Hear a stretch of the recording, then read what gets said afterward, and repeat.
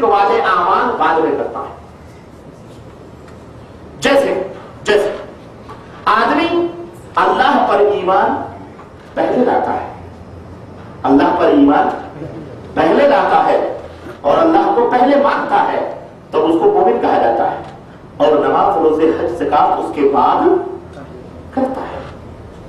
تو جب اس نے کلمہ پڑھ لیا، ابھی نماز نہیں پڑھی اس نے، ابھی روزے نہیں رکھے اس نے، ابھی حج نہیں کیے اس نے، ابھی زکات اس نے نہیں کیے، لیکن مجرد صرف کلمہ اس نے پڑھا ہے، وہ مسلمان ہو گیا، مسلمان ہو گیا. اسی طرح سے آدمی نے صرف عقیدہ رکھ لیا کہ اللہ کے سوا فلاں بھی دیتے، اللہ کے ساتھ فلاں بھی کرتے، نفع نقصان کے فلاں بھی مالک، بھلے اس نے ابھی مانگا نہیں ہے، ابھی پکارا نہیں ہے، ابھی وہ اعمال، وہ طریقہ بندگی جو اللہ کے لیے خاص ہے کسی اور کے لیے اس نے کیا نہیں ہے، لیکن صرف اس نے یہ عقیدہ رکھا ہے، ابھی اس نے کیا نہیں ہے، وہ مشرک ہو جاتا ہے.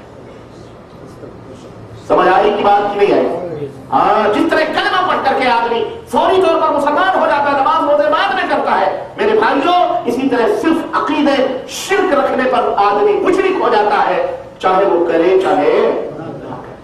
ہاں، یہ نہ سوچنا فلانے کو کبھی میں نے مدار میں جاتے ہوئے نہیں دیکھا، لیکن فلانے صبح شام اٹھتے بیٹھتے یا وہ سے مدد پکار رہے ہیں. یہ عقیدہ پکار بھی نہیں رہے، لیکن صرف یہ عقیدہ رکھا ہوا اس نے کہ غوث پاک بھی ہماری مدد کرتے ہیں، آتے ہیں، جب چاہے بیڑا پار کر دیتے ہیں. یہ عقیدہ رکھنے پر آدمی کیا ہو جاتا ہے؟ مشرک ہو جاتا ہے. اسی طرح صرف غیر اللہ کو سجدہ کرنا ہی شرک نہیں ہے، سنو، بلکہ کوئی بھی عبادت جو اللہ رب العزت کے لیے مخصوص ہے، اسے کسی غیر اللہ کے لیے کیا جائے یا یہ عقیدہ رکھا جائے کہ کرنا جائز ہے، تو وہ بندہ بھی کیا ہو، یہ بھی شرک ہو جاتا ہے اور وہ بندہ مشرک ہو جاتا ہے.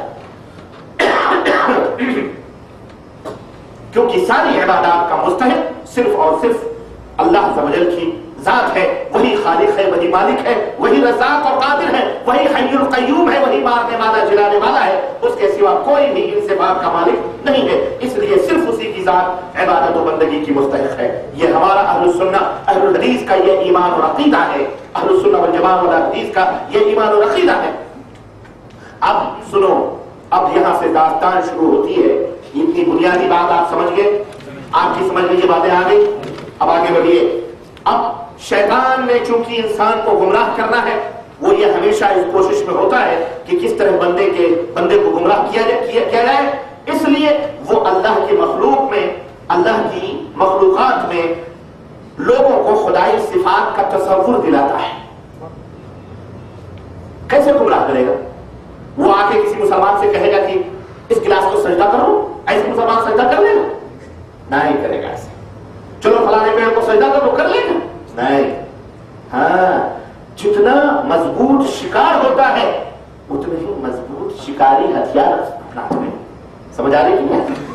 مچھر شکار کرنے کے لیے لوہے کی جالیاں نہیں لگائی جاتی. مچھر شکار کرنے کے لیے مچھردانی کے باری تاری کافی.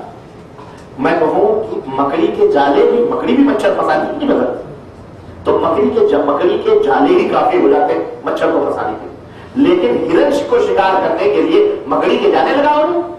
بولو، یا مچھردانیاں لگاؤ گے؟ ہرن شکار کرنے کے لیے تمہیں ویسے ہی موٹی موٹی رسیاں ہرن جیسی تگڑی لگانا پڑے گی. تو شیطان کس کو شکار کرنے آ رہا ہے؟ ان اللہ کے بندوں کو جو کلمہ توحید کے اوپر قائم و دائم ہے، جو لا الہ الا اللہ محمد رسول اللہ پڑھتے ہیں. شیطان انہیں شکار کرنے کے لیے سادھو سنت کے بھیس میں نہیں آئے گا. شیطان انہیں شکار کرنے کے لیے ننگے بھڑنگے نہیں آئے گا. شیطان شکار کرے گا تو بڑے ہی تقوی، بڑے ہی پرہیزگار، تم سے زیادہ اچھی شکل میں آئے گا.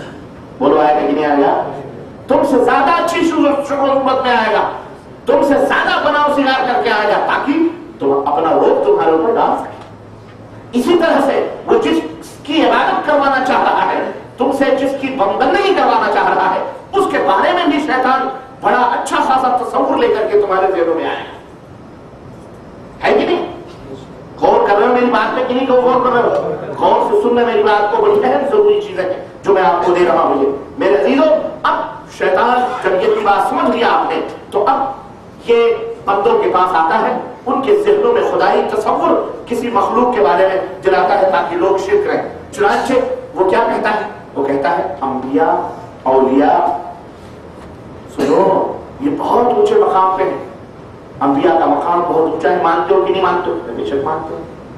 اولیاء بے شک اللہ کے نیک بندے ہیں سارے. ہر مسلمان مانتا ہے, کون نہیں مانتا ہے؟ ہر مسلمان کا یہ عقیدہ اولیاء صالحین نیک بندے بہرحال اللہ کے ہاں دوست ہے, مقام ہے, اللہ جانتا ہے. یہ اور بات ہے کہ کون ولی ہے کون نہیں ہے, لیکن ہمارا یہ ایمان اور عقیدہ ہے کہ جو ولی اللہ ہوتے ہیں وہ اللہ کے محبوب بندے ہوتے ہیں.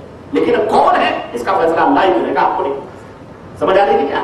اب کہتا جو اولیاء ہوتے ہیں صالحین ہوتے ہیں, سنو تمہاری طرح تھوڑی ہوتے ہیں. ابے تم تو ایسے ہی پیشاب پیخانے میں منہ مار کر کے مر جاتے ہو. وہ ایسے نہیں, وہ بڑے پاک باز ہوتے ہیں. وہ مرنے کے بعد بھی زندہ رہتے ہیں. کیوں؟ اگر وہ تمہاری طرح مر گئے تو پھر اللہ کے ولی کیسے ہیں؟ پھر تو تمہیں ان میں فرق کیا رہا؟ اس لیے ان کا مقام بلند ہوتا ہے. تم لوگ اب دیکھنا, سب کو تو قرآن و حدیث کی بات تو معلوم نہیں ہے. اب آدمی کہے گا ہاں واقعی ہمارے نبی تو تمام نبیوں میں سب سے اعلیٰ, تمام نبیوں میں سب سے افضل. تو اگر ہم یہ کہتے ہیں مر گئے تو یہ تو ان کی توہین ہے کہ نہیں؟ کیونکہ مرتے تو ہم بھی ہیں, تو ہم میں نبی میں فرق کیا رہا؟ اس لیے یہ عقیدہ رکھو کہ مرتے کیا مرے ہی نہیں ہیں, زندہ. اور پھر جو ان کے نقش قدم میں چلتے ہیں, جو نبی کے سلسلے میں, وہ بھی نہیں مرتے ہیں, وہ بھی صالحین ہوتے ہیں, نیک ہوتے ہیں. یعنی مرنے کے بعد وہ زندہ رہتے ہیں اور سب کچھ سمجھتے ہیں, سب کچھ دیکھتے ہیں, باتیں کرتے ہیں, تعلیم دیتے ہیں, فیض پہنچاتے ہیں اور نفع نقصان کے مالک ہیں. وہ مرنے کے بعد بھی ان کی زندگی بلکہ اور زیادہ ترقی ہو جاتی, کیونکہ وصال الہی ہو جاتا ہے.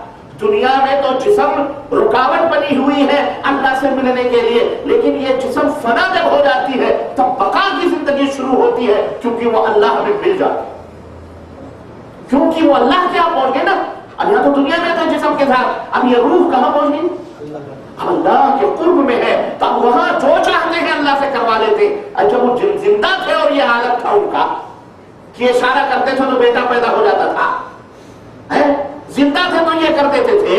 اب تو اللہ کے پاس ہی بیٹھے ہوئے ہیں, اب تو اور قرب حاصل ہو چکا ہے, اس لیے اب جو چاہتے ہیں کرتے ہیں, سنتے ہیں, سمجھتے ہیں, جہاں چاہتے ہیں آتے ہیں, جاتے ہیں. سب کے پیر مریدوں کے گھروں میں بھی آ کے بیٹھتے ہیں, سب کچھ چاہتے ہیں. ہاں اب یہ عقیدہ بیچارے جاہل لوگوں کے دماغ میں آ گیا, نہ قرآن کا پتہ نہ انہیں احادیث کا پتہ. اب جب چند جہلا نے یہ عقیدہ رکھ لیا تو ان میں دو چار بھوکے فقیر مولوی بھی پہنچ گئے. دیکھا یہ تو بستی کی بستی اندھی گونگی بہری ہے, تو کیوں نہ اس سے فائدہ اٹھایا جائے. فقیر میں چند سوکھی روٹیاں بھی نصیب نہیں ہوتی ہیں, ابے اپنے اس گرم توے پہ اپنی بھی روٹیاں سینک لو, کچھ روزی روٹی کا بندوبست ہو جائے گا. اچھا ہی ہے, دو رات اور مارتے رہے, یہ ساحل میں کیوں ڈوب کے مر رہا ہے, بیچ میں ڈوب. تو اب جناب عالی انہوں نے کیا کیا, اب وہ شیطان آیا مولوی صاحب کی شکل میں اور کہا کہ بے شک بالکل آپ لوگ جس عقیدے پہ صحیح ہے, جو اس کے خلاف ہے وہ مسلمان نہیں ہے. خلاص اب وہاں جناب علی اب مردے جب زندہ ہیں تو اب کسی کے قبروں میں ایسیاں لگوا رہا ہے, کسی میں گارڈر. واللہ بتلا اللہ کی قسم جھوٹ بولنے والا ہے تو کروڑوں لعنت ہے. بامبے کے اندر مچھگاؤں جا کے دیکھو, ادھر پورا علاقہ بامبے کے رہنے والے لوگ جانتے ہوں گے, وہ پورا بوریوں کا, اسماعیلیوں کا, خوجوں کا سب کا محلہ. باقاعدے ان کے پیر باقاعدے ڈیمانڈ کرتے ہیں کہ ابے تمہارا باپ رات کو خواب میں آیا تھا, بڑی گرمی اندر پڑ رہی ہے, اے سی لگوا.